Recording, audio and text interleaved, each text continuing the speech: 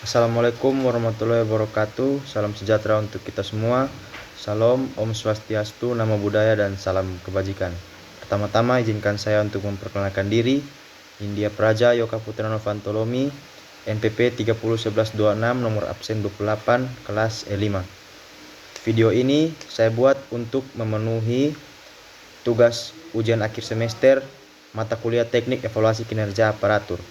Dan tema yang saya ambil dari beberapa tema yang diberikan oleh Bapak dosen adalah tentang sejarah dan fungsi evaluasi kinerja. Kita masuk pada pembahasan yang pertama, yaitu sejarah singkat evaluasi kinerja. Menurut kutipan yang saya baca dari internet, evaluasi kinerja pada awalnya dimulai di Cina tahun 2000 sebelum Masehi. Hal itu dilakukan dalam rangka merekrut karyawan atau pegawai administrasi kerajaan yang akan melaksanakan tugasnya sebagai abdi negara yang memenuhi pengetahuan, keterampilan, dan sifat personalitas tertentu. Para calon pegawai kerajaan harus lebih dahulu dievaluasi melalui ujian pelayanan publik yang meliputi kemampuan berhitung, menulis, serta membaca huruf Cina dan kesenian.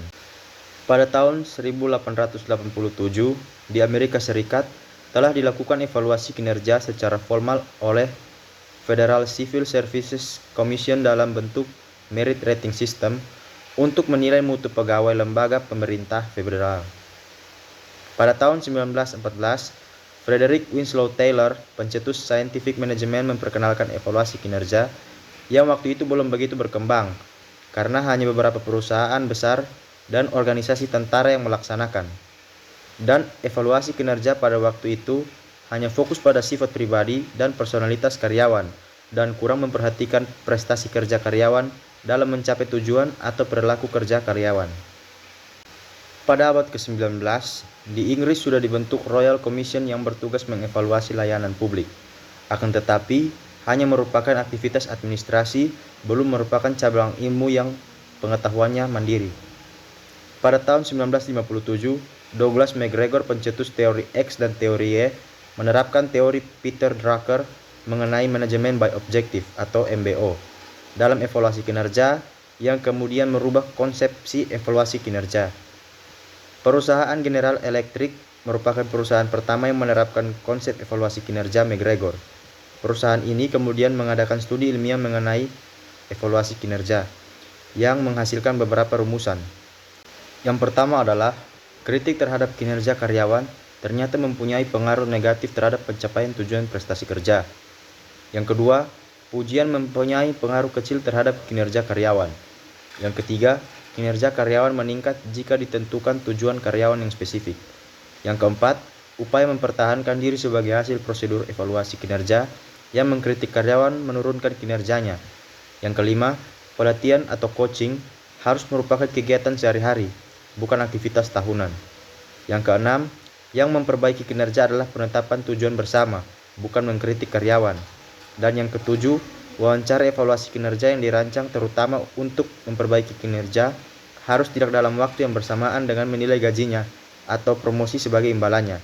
Yang kedelapan, partisipasi karyawan dalam prosedur penetapan tujuan membantu memproduksi hasil yang menguntungkan. Selanjutnya kita akan masuk pada sejarah evaluasi kinerja yang ada di Indonesia. Di Indonesia, evaluasi kinerja sudah dilakukan sejak zaman penjajahan Belanda.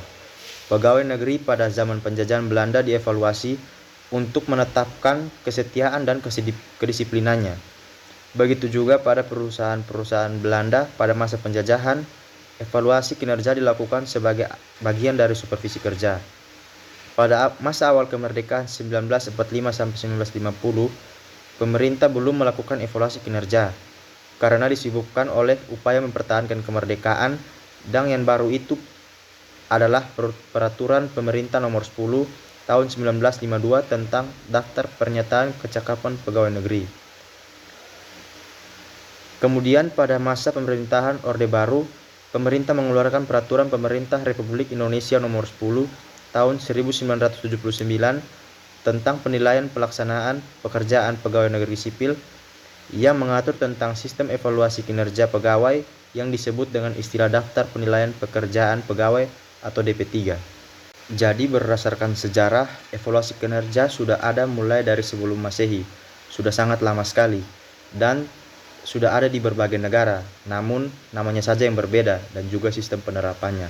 Maka dari itu, evaluasi kinerja tentu saja sangat berguna karena sudah teruji dari tahun ke tahun, bahkan dari abad ke abad, dari masa ke masa. Dan semakin ke sini, evaluasi kinerja pun memiliki banyak fungsi-fungsi dan juga menghasilkan output yang baik bagi karyawan dan juga perusahaan. Baik, itu tadi adalah sedikit penjelasan singkat tentang sejarah evaluasi kinerja yang ada di seluruh dunia maupun yang ada di Indonesia. Dan selanjutnya kita akan masuk kepada pembahasan mengenai fungsi evaluasi kinerja.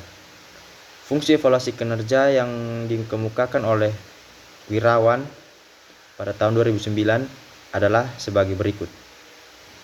Fungsi yang pertama adalah memberikan balikan kepada aparatur ternilai mengenai kinerjanya. Ketika merekrut pegawai ternilai, aparatur harus melaksanakan pekerjaan yang ditugaskan kepadanya sesuai dengan urutan tugas, prosedur operasi, dan memenuhi standar kinerja. Yang kedua adalah alat promosi dan demosi. Hampir di semua sistem evaluasi kinerja, hasil evaluasi digunakan untuk mengambil keputusan memberikan promosi kepada aparatur ternilai yang kinerjanya memenuhi ketentuan pemberian promosi. Promosi dapat berupa kenaikan gaji, pemberian bonus atau komisi, kenaikan pangkat, atau menduduki jabatan tertentu. Sebaliknya, jika kinerja aparatur ternilai tidak memenuhi standar atau buruk, instansi menggunakan hasilnya sebagai dasar untuk memberikan demosi berupa penurunan gaji, pangkat, atau jabatan aparatur ternilai. Yang ketiga adalah alat memotivasi ternilai. Kinerja ternilai yang memenuhi standar, sangat baik atau superior. Evaluasi kinerja merupakan alat untuk memotivasi kinerja aparatur. Hasil evaluasi dapat digunakan instansi untuk memotivasi aparatur agar mempertahankan kinerja yang superior dan meningkatkan kinerja baik atau sedang. Yang keempat, penentuan dan pengukuran tujuan kinerja. Sistem evaluasi kinerja yang menggunakan prinsip manajemen by objectives. Evaluasi kinerja dimulai dengan menentukan tujuan atau sasaran kerja aparatur ternilai pada awal tahun.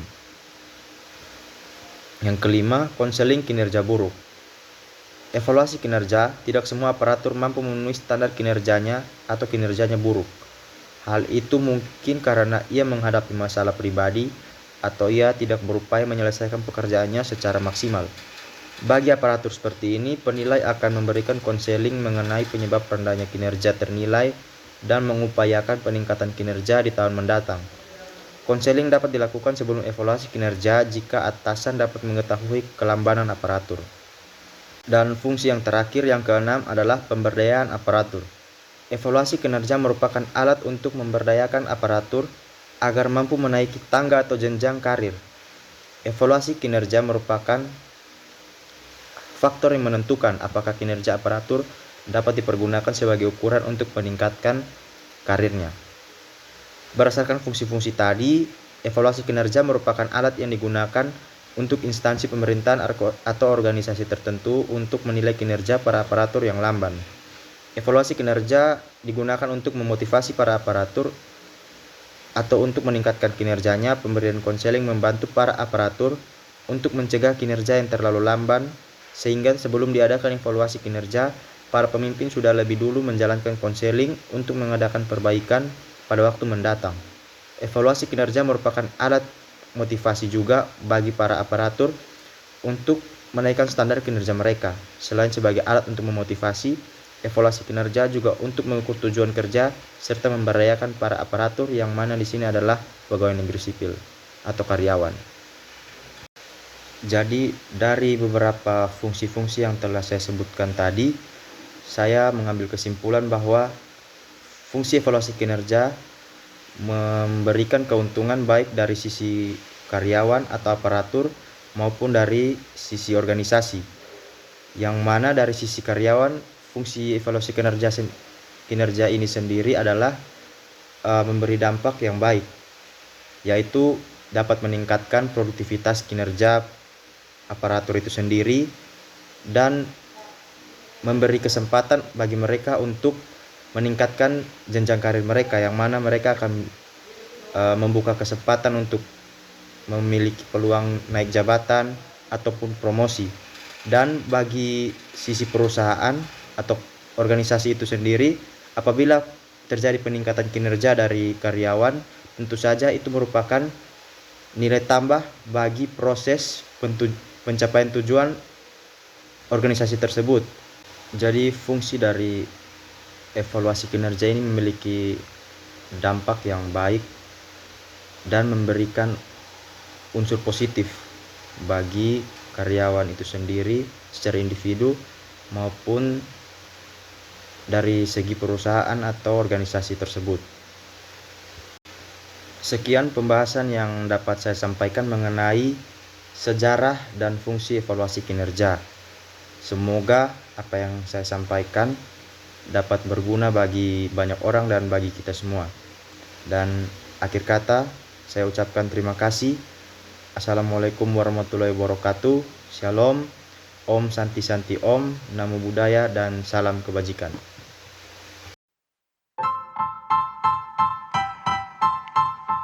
Style.